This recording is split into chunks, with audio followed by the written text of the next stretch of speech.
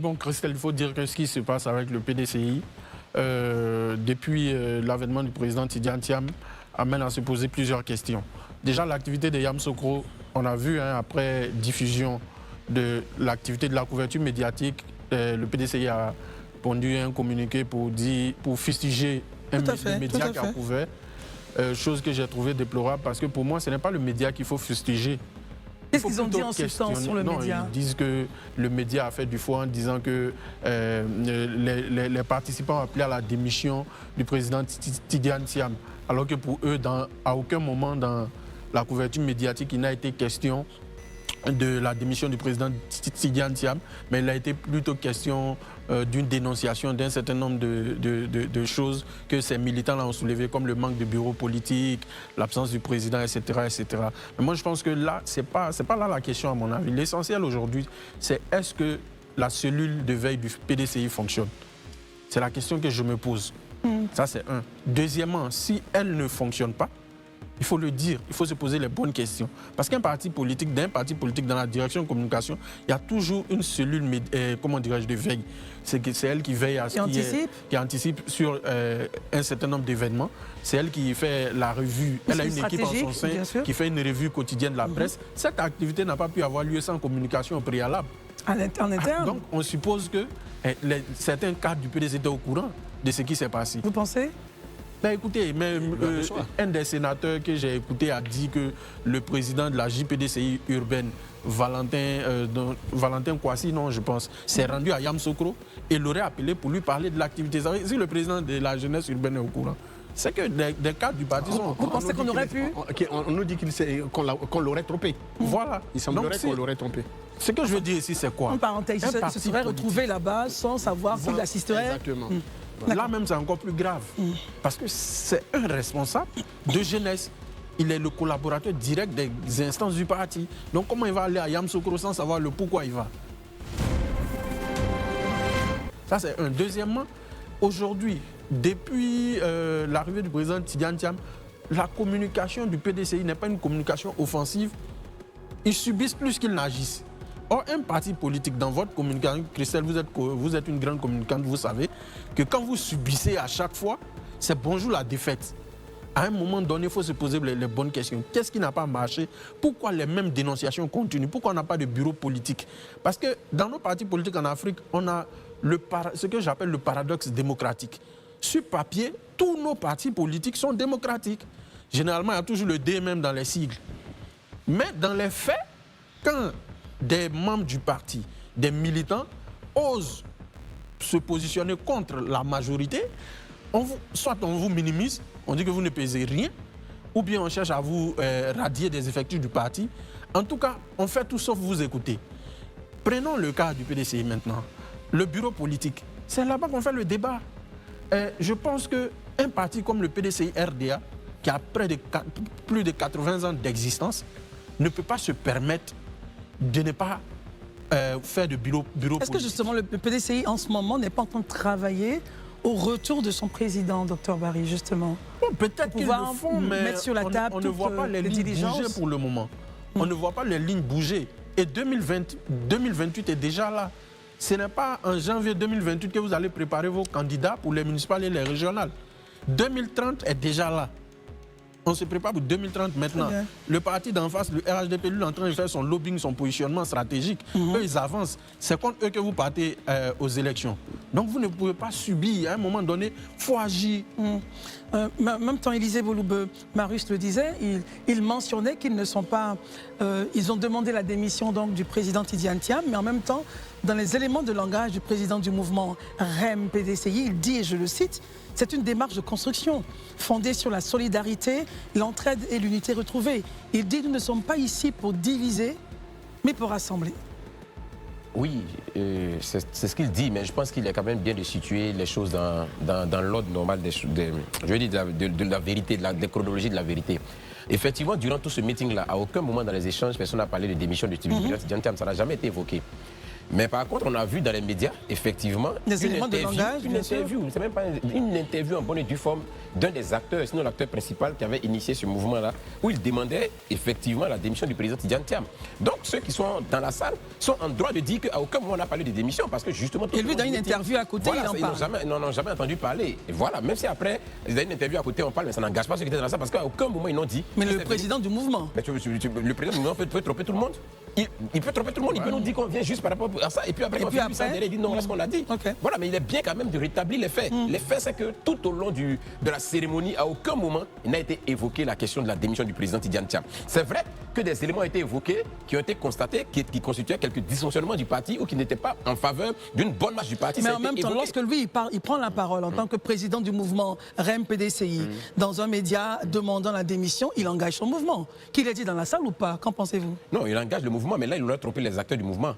Parce que ça aurait été très intéressant déjà d'assumer en plein public que ceux qui sont là puissent l'assumer avec lui. Et que cela même fasse partie de l'ordre du jour. Voilà, mais quand on a un autre, développement avec l'ensemble de ceux qu'on a mobilisés. Et puis derrière, on a une interview avec un média et puis on dit non que notre rassemblement là, c'était pour dire qu'on ne veut plus du président. Je pense que pour une question de confiance et une question de loyauté avec ceux-là qui vous suivent, il aurait été bien dans la salle de le dire. Si vous ne l'avez pas dit, il aurait été intéressant de vous en priver devant un média parce que ce n'était pas la conclusion de la rencontre.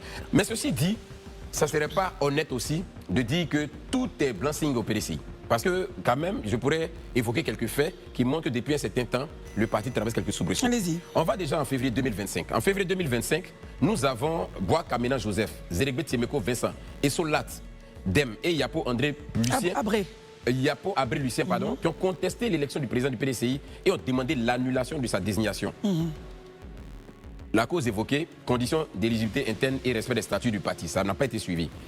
Dans le même avril, Valérie Yapo, elle a aussi contesté la légitimité du président Tidjane Thiam et a dirigé le PDCI RDA. On a, dans le même mois d'avril, Bolou Gualou et Eloi. Bolou Guali et Eloi, c'est ça. Oui. Et autres militants. Voilà, et d'autres militants qui ont encore aussi insisté sur la perte de la nationalité ivoirienne du président Tidjane Thiam. Bon, ils sont revenus un peu sur tout ça, ils ont trouvé que ça n'a pas été fait dans les règles de l'art. À quoi il y avait une contestation. On est venu en mars 2026, récemment. Tchétché Abiéchal, il a demandé l'annulation du congrès qui a vu l'élection du président Tidjane Thiam parce que selon lui, ça n'a pas été fait dans les règles de l'art. Pour motif, il y a une contestation de la régularité même du processus et autres, tout ça. On poursuit, avril 2026 encore, demande de destitution Antoine Siaba, du président Tidjane Thiam. Il conteste que les donc les demandes se multiplient. Et enfin, même ce qui est encore plus, c'est-à-dire que ce qui est pour moi de tout ça plus poignant, c'est que des députés élus sur la bannière PDCI se sont plaints de la gestion du parti à un certain moment, de la désignation du président du groupe parlementaire. Ils se sont même mis à l'écart. Plusieurs députés du PDCI se sont mis à l'écart du groupe parlementaire du PDCI. Donc je veux dire que tous ces éléments-là, quand on les cite, on ne peut pas dire que tout va bien. Je pense quand même que l'honnêteté voudrait qu'on reconnaisse qu'il y a quelques éléments qui certainement ne fonctionnent comme il se doit et qui nécessitent peut-être qu'on convoque un bureau politique, ou bien qu'on convoque un bureau politique, ou bien qu'on convoque vraiment les instances du parti, un congrès, pour en parler, pour résoudre convoquer le bureau politique. Est-ce que justement dans la vision des responsables du parti, ils ne se disent pas, le premier point, l'agenda important pour nous, c'est de travailler comme ils l'ont dit. Il avait dit une fois, au retour diligent, apaisé justement du président Tidjane Thiam, et puis après mettre les diligences assez chaudes sur la table, avec lui sur place. Mais qui c'est le retour du président? Moi, il y a un problème qui se pose là, honnêtement, il faut qu'on se dise la vérité. Bon, les responsables vont travailler au retour serein du président Tidjane Thiam. Ils travaillent avec qui?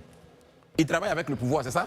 Oui, assurément. C'est ce que je dis. Ça dit que dans l'entendement, il travaille le pouvoir pour que le pouvoir garantisse son retour. Le pouvoir, il vous dit par la voix de son garde et à quel moment nous on a émis un mandat ou bien on a menacé la sécurité du truc. Mais ça devient un dialogue de sourds. Donc vous discutez avec qui pour le retour serein? Vous dites que vous voulez que le gars il revienne de façon sereine. Alors mais sur votre logique, on veut que le président, excusez-moi pas le gars, mais le président du PDCI revienne dans les conditions qu'il faut. On va tout à, il n'y a pas de problème. Mais qui peut arranger tout ça pour qu'il vienne? C'est le pouvoir, non? Le pouvoir dit eux là. À aucun moment ils n'ont émis un mandat contre lui. À aucun moment ils l'ont menacé. Quand on leur donne les preuves qu'à un moment que le retour de Tidjane Thiam est menacé, eux ils demandent ça. On est dans un dialogue dessous. Que le président Tidjane Thiam prend son courage à deux mains. Il n'a qu'à prendre son avion, qu'à venir en Côte d'Ivoire, gérer son parti. Parce que tant qu'il sera loin, on aura quelques soubresauts. Et ces soubresauts ne sont pas de nature à séréniser même le positionnement du PDCI. Bientôt, hein, dans un an et demi, même pas 2 ans, 1 an et demi, on va aux échéances électorales, les municipales et les régionales. Je pense que c'est une opportunité de conquête dans la perspective de 2030. Bien sûr. Parce que 2018 là, 2028 là, c'est un test. C'est l'antichambre. C'est un test de 2030. Donc si vous ne vous prenez pas, mais au moment où vous allez vous réveiller là, les gens ont déjà pris de l'avance Surtout qu'aujourd'hui, même, ils sont en train de fortifier leur base et tout ça. Donc vraiment, que le président prenne son courage à deux mains. Et puis nous tous, on est acteurs. S'il vient qu'on l'attrape à l'aéroport... Acteur, observateur. Observateur, c'est ce que je veux dire. S'il vient à l'aéroport, qu'on l'a saisi, nous tous, on sera témoins. S'il vient à l'aéroport, qu'on lui dit non, il y a un mandat d'arrêt qu'on a mis contre toi. On dit, ah, mais vous avez dit qu'il n'y a pas de mandat d'arrêt. À quel moment le mandat d'arrêt a sorti? Nous, on va poser la question. S'il vient aussi, qu'on dit non, son avion ne doit pas atterrir, nous, on va être témoins. Donc, selon vous, il n'y a pas de débat à faire. Vraiment, il faut qu'on arrête d'embrouiller les militants. Le président, s'il veut que son parti se sérénise davantage et aille à la conquête comme il le souhaite, qu'il vienne tranquillement en Côte d'Ivoire. Et puis vous allez voir que beaucoup de choses vont se résoudre. Ça a été le cas quand il y a eu la crise. Terminé. Oui, je termine par ça. Quand il y a eu le coup d'État, on se rappelle au PDCI, il y a eu quelques voix discordantes qui se sont élevées ça et là. Mais quand les conditions étaient créées, le président Bédier est revenu. Ceux qui a des velléités de sécession ou bien des velléités de départ et autres, tout le monde est rentré dans les rangs. Sa présence va vraiment apaiser beaucoup de choses. Ça permet qu'on avance. Donc vraiment, je pense que ça, il faut qu'il prenne son courage à deux mains et qu'il rentre au pays et puis qu'il dirige le PDCI, qu'il fasse avancer le PDCI. Marius, vous avez un point de complément d'information? Je pense qu'Élysée a totalement raison. Pour moi, la contestation contre Tidiane Thiam, assurément, et on ne peut pas le dénier, représente un facteur de tension important au sein du parti. Or, le président est à 6000 km de la sphère de décision de son parti. Mais il est connecté, il est connecté, il parle avec ses militants, il parle avec son bureau, il réagit. Pas comme s'il était aux abonnés absents en ligne. J'ai l'impression d'entendre un militant... Non, je pose la question. Farouche attaché à M. Tidiane Thiam. Non, soyez sûr. On voit bien qu'il y a eu des manifestations du PDCI, il a fait une vidéoconférence, il est intervenu. Je peux comprendre que vous soyez en vacances pour 1 mois, pour 2 mois, durant... Mais sur la durée, c'est compliqué. Après un an hors du pays, vous gérez un parti. Mais, moi, je vais vous dire, nous, là, on a choisi la société civile par rapport à tout ça. Quelqu'un ne peut pas me diriger de loin. La lutte se passe à l'interne. Les réalités des populations que toi, tu veux voir te voter, c'est ici, ça se passe. Tu ne connais pas nos réalités. Tu vis à 1000 lieues de nous. Mais nous, on vit au jour le jour. On se bat tous les jours pour atteindre le sommet. Ou alors pour avoir un lendemain meilleur. Mais si tu veux présider à notre destinée, mais il faut bien que tu sois là. Même si tu as des dissidents, tu as des gens qui contestent. Mais Laurent Gbagbo, il a connu ces contestations avec le RPI à l'époque. Mais ça ne l'a pas empêché de continuer son chemin.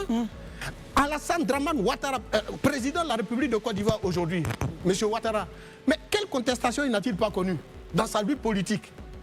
Mais aujourd'hui, il a la tête du pouvoir d'État.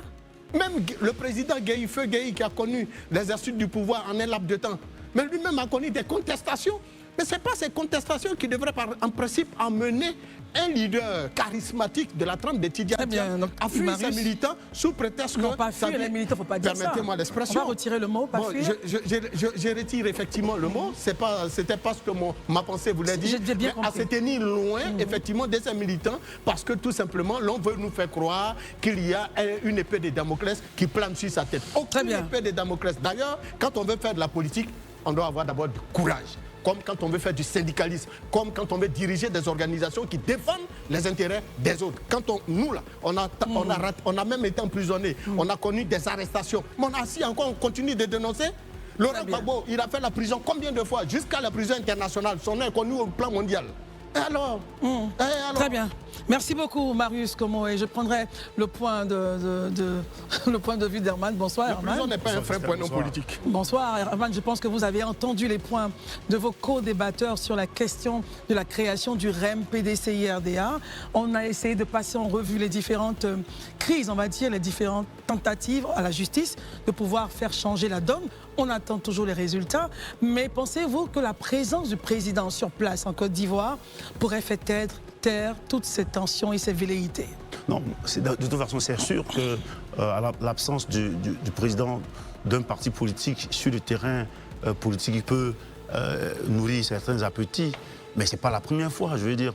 On a vu tous les leaders politiques, même en Côte d'Ivoire ici, ils ont reconnu leur moment de longue exil. Ce n'est pas pour autant que le parti s'est désagrégé. Leur base les ait changés du jour au lendemain. Je prends par exemple le cas du PDCI-RDA. Bédier a connu son moment des deals à la suite du coup d'État de 1999, décembre 1999, mais le parti est resté autour du secrétaire général et qui était Laurent Donald Fologo, et ils ont résisté à toutes ces... Mais pourquoi justement dans ce cas-ci, toujours, oui, allons-y. Même le président du RHDP aujourd'hui, en sortant leader du RD et du Rassemblement des Républicains, a connu son moment des deals, mais ce n'est pas pour autant que ses militants, ses camarades, je veux dire, abandonnés là-dessus. Qu'est-ce qui fait la différence, Herman? Non, il n'y a pas de différence. Pour moi, c'est peut-être la différence avec les autres mouvements. Oui, tout à fait. Oui, c'est qu'il y a quand même une grande foule de personnes. On a vu la salle comme de la Fondation Félix du REM-PDCI. Donc c'est vrai que ces militants-là désirent la présence de leur président. Mais est-ce à une réunion ou bien à une rencontre d'un organe qui n'est pas institutionnel au sein du parti, statutaire au sein du parti, qui va créer la chose? Je pense bien que les membres politiques qui aujourd'hui ouvrent la voie, qui donnent la voie pour dire que le président du PDC-RDA n'est pas là, que ça crée un problème, de demander un congrès ou bien une assemblée générale ou bien un bureau politique, et cela, les gens vont donner suite à cela et puis ils vont analyser ce problème. Ce n'est pas un mettant en mal, parce que le problème c'est quoi? Le président du parti n'est pas là. On a vu le secrétaire général, le porte-parole Brindoumi, qui a eu à donner cette cohésion-là, une sorte de cette conférence autour de la cohésion pour Tidiane Thiam, et quelques temps après, on voit d'autres sons de cloche. Moi, je pense que le PDC-RDA est un parti qui est mature. Ce n'est pas un parti du jour au lendemain. Si ces cadres, qui ne sont pas des gens inintelligents, décident qu'ils ne voient aucun gêne que leur président soit à l'extérieur et qu'ils comprennent sa situation, ce n'est pas à nous de forcer à ce que le président arrive. Je pense qu'ils vont analyser cela et c'est à eux le dernier mot, c'est à eux que revient le dernier mot. Très bien. Sur le cas du président Laurent Gbagbo, je voudrais revenir. Non, il ne dit pas vrai. Parce qu'il ne dit pas vrai. Le président Laurent Gbagbo, étant en exil, son parti était encore à l'époque dans la clandestinité. Oui, c'était pas la même époque, c'est pas les mêmes périodes. Et puis le président Bédier, il y a eu un coup d'État militaire. Et d'ailleurs, les classiques du parti, les classiques du parti, tels que M. Georges Ouagnin, qui a servi au Fouad Boigny, servait déjà, servait M. Gueye. Vous avez Bala Keïta qui servait M. Gueye. Vous avez Fologo lui-même qui servait Gueye. Bref. Comment vous dites servir? Non, ils étaient aux côtés du régime militaire. Alors, quand vous prenez le président... du PDC sont revenus après. Voilà, vous prenez le président Ouattara. Mais pourquoi a-t-il démissionné du FMI? Parce que tout simplement, son parti le réclamait sur le terrain. Très bien, merci beaucoup Marius. On va écouter les autres. Un élément que je vais déverser rapidement. Rapidement, avant d'écouter Élisée, s'il vous plaît. Je prends un cas récent. On a vu le président Laurent Gbagbo parti à La Haye, et tout le temps qu'il a fait, son parti politique est resté soudé à la... Non, son parti était divisé. Donc quand je dis soudé, la seule... Non, là. On va l'écouter. Le parti peut se diviser, mais le parti qui était là, toutes les formes qu'ils ont utilisées, le FPI et autres, mais la colonne vertébrale était autour du président Laurent Gbagbo. Après les intérims... Quand vous dites la colonne vertébrale, essayons de... Les intérims se faisaient autour du président Laurent Gbagbo. Donc je veux dire, la figure tutélaire... Il n'était pas président du parti.